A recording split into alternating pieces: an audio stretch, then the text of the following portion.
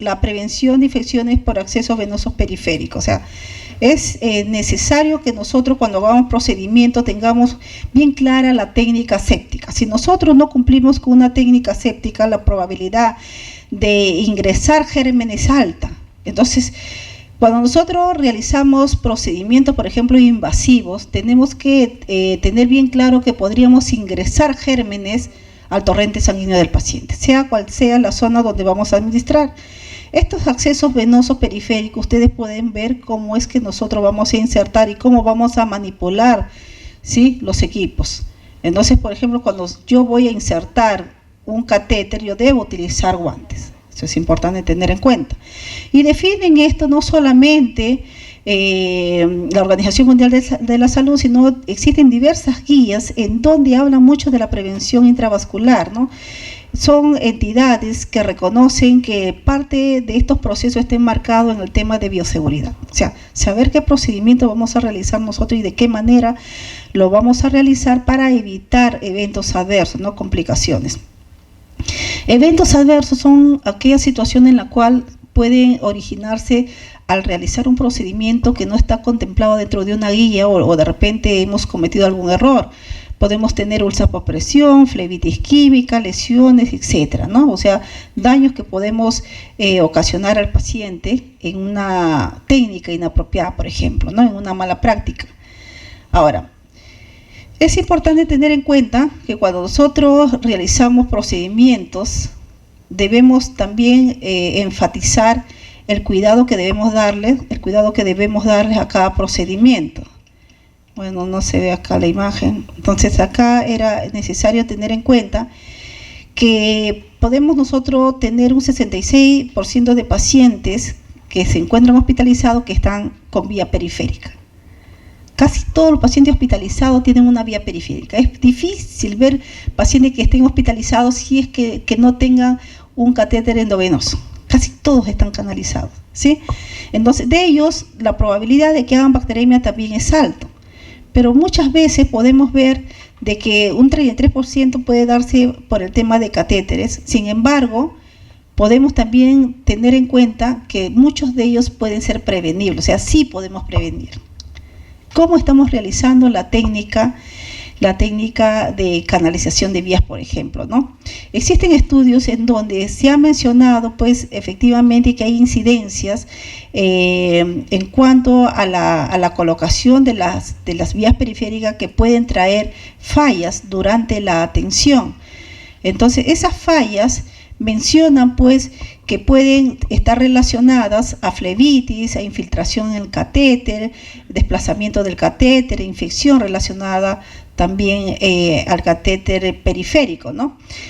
Observamos a veces que en el servicio el paciente tiene ya una vía con una zona enrojecida y sin embargo, a pesar que está edematizada, el personal insiste en pasar el medicamento y lo hemos observado.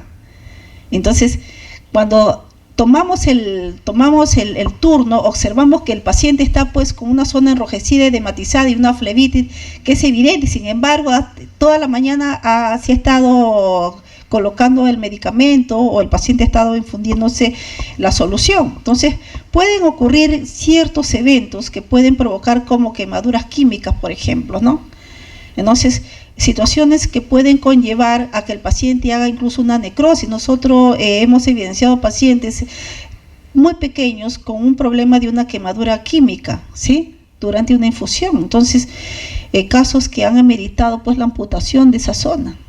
Entonces, esos son errores que pueden provocarse y definitivamente que son parte, son un problema muy importante para el sistema de salud, en donde hay mucho costo en la vida de las personas, porque no es lo mismo pues un niño con los dos brazos y manos que un niño que le falte pues que esté amputado, como así ha ocurrido en algunas veces, ¿no?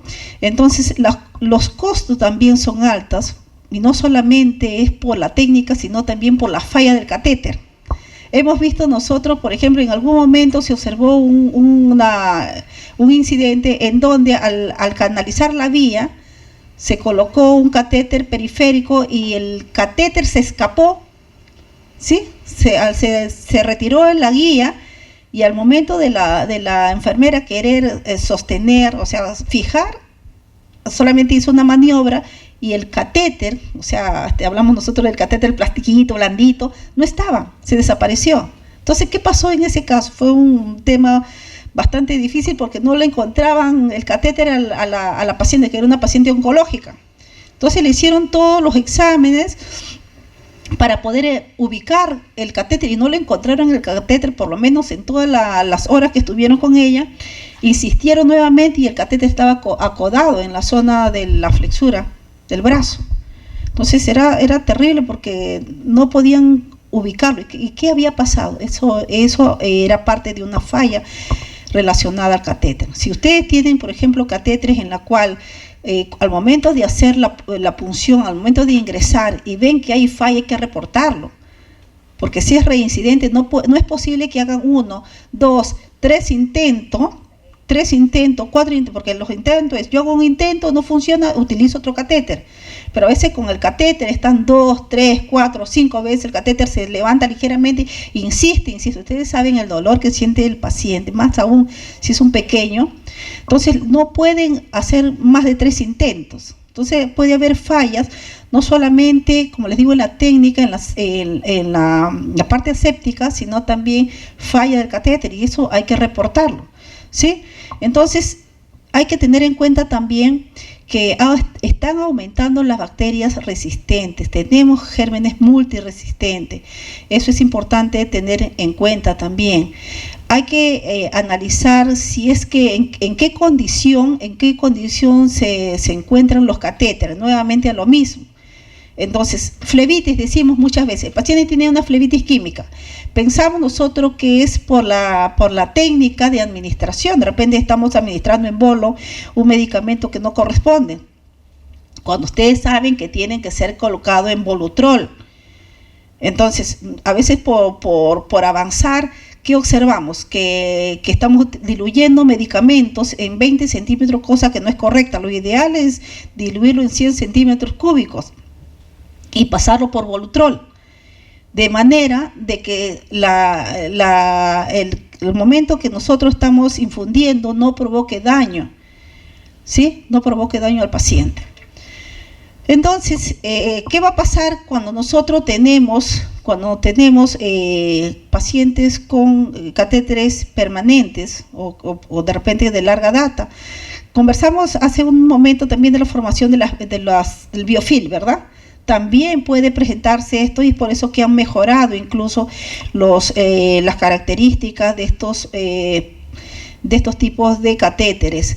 Entonces, es importante que exista un protocolo también para poder prevenir las infecciones que se asocian a vías periféricas. Es importante primero seleccionar el dispositivo, ¿no? O sea, existe esta norma en la cual nos habla de los estándares para una terapia de infusión, que tiene que ver justamente con puntos muy importantes, como es la planificación del dispositivo que se va de repente a colocar, ¿no? Hay que saber, es importante también saber cuál es la terapia que está prescrita, el tipo apropiado del dispositivo de acceso vascular. Es importante saber si es periférico o si es de repente central, qué tipo de calibre es el que vamos a utilizar, por ejemplo. Si es acceso vascular central, cuáles son las indicaciones, de repente es para una quimioterapia, para una monitorización hemodinámica, etcétera. Entonces, nosotros tenemos que tener en cuenta, en el caso de los catéteres centrales, en el área de neonatología se utilizan los percutáneos. Entonces, los percutáneos que son centrales de acceso periférico, ¿no? Lo que colocan mucho las colegas que trabajan en las unidades de cuidados intensivos neonatal. Entonces, es importante tener en cuenta también el tipo de calibre que vamos a utilizar, por ejemplo, el tamaño del catéter. Tenemos que tener en cuenta la relación vena-catéter, por ejemplo, las dimensiones, ¿no? Aquí podríamos decir nosotros que hay una mala relación vena-catéter. Miren ustedes la vena y el catéter acá, sin embargo, permite aquí de repente una distancia que podríamos considerar como una buena relación vena-catéter, ¿no? La preparación del catéter es importante tener en cuenta también no hacer más de 2 intentos de acceso intravenoso periférico. Entonces, a veces nosotros observamos, sobre todo en niños, ¿no? Los niños, cuando no hay una canalización o no logran ubicar bien la zona donde van a administrar medicamentos 2, 3, 4, 5, 6, 10 veces, ¿no? Y por todos lados, es un trauma terrible para el paciente, ¿no? Hay que realizar la asepsia de piel con un agente antiséptico, podríamos utilizar también la clorexidina en solución en alcohol, pero es importante tener la técnica correcta, cómo vamos luego a insertar el catéter, cómo se va a canalizar, hay que tener una vía, un acceso venoso que nos permita un mantenimiento ideal para la administración e infusión de soluciones intravenosas. Por ejemplo, es recomendable que sea una zona donde no haya la flexura, ¿no? Porque a veces el dolor es terrible también, ¿no? Es importante que tengamos un cuidado posterior a la canalización de la vía, ¿no? Es importante asimismo que cuando se hace una post-inserción, poder ubicarlo correctamente, o sea, colocar la fijación de manera adecuada, de que no pueda haber pues el retiro o el paciente se lo pueda retirar. Es importante cuando nosotros hacemos la inserción, en todo momento la higiene de manos, la limpieza con la solución, una técnica aséptica, el cuidado debe ser ideal en el sitio, ¿sí? Tener la vía permeable, la fijación debe estar adecuada, utilizamos el Tegader, ustedes también están utilizando el Tegader, ¿no? El paradrapo. Lo ideal es tener, bueno,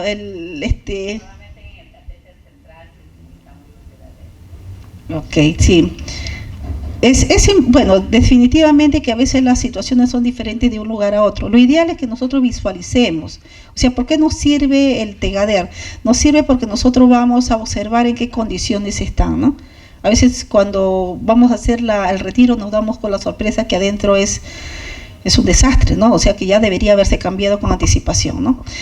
Y muchas veces se requiere, bueno, la estabilización y asegurar los dispositivos para prevenir complicaciones y muchas veces la pérdida involuntaria. Se recomienda evitar el uso de cinta adhesiva o suturas, ya que no son alternativas eficaces, ¿no? O sea, lo ideal es tener, bueno, si bien es cierto, podemos utilizar los esparadrapos, se recomienda mucho utilizar el Tegader para la visualización, ¿no?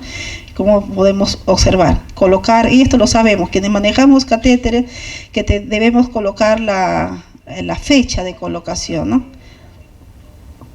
Ahora, si bien es cierto, los cambios, sobre todo en catéteres centrales, se realizan de acuerdo a la condición en la cual se encuentra el catéter, y lo podemos cambiar también los periféricos a las 72 horas. Tenemos un catéter que tiene larga data, ¿no? O sea, podemos cambiarlo a los 10 días, 15 días, que es el catéter que ya se llama íntima, ¿no? Es un catéter que se están utilizando mucho en los hospitales y que se utiliza en pacientes que tienen hay dificultad para canalizar, o sea, que son vías valiosas, ¿no? Que no se pueden perder, o en pacientes que se encuentran en áreas de oncología, ¿no? Que están utilizando. Entonces, el impacto definitivamente es importante. Existen también estos tipos de conexiones en la cual me van a permitir tener mejor condición, ¿sí?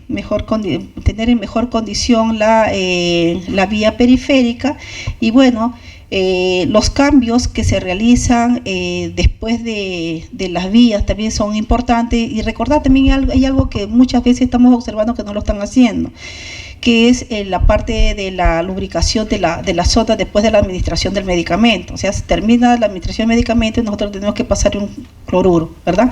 Pero a veces estamos observando que eso se está perdiendo también, y eso es también una falla en el cuidado del catéter periférico.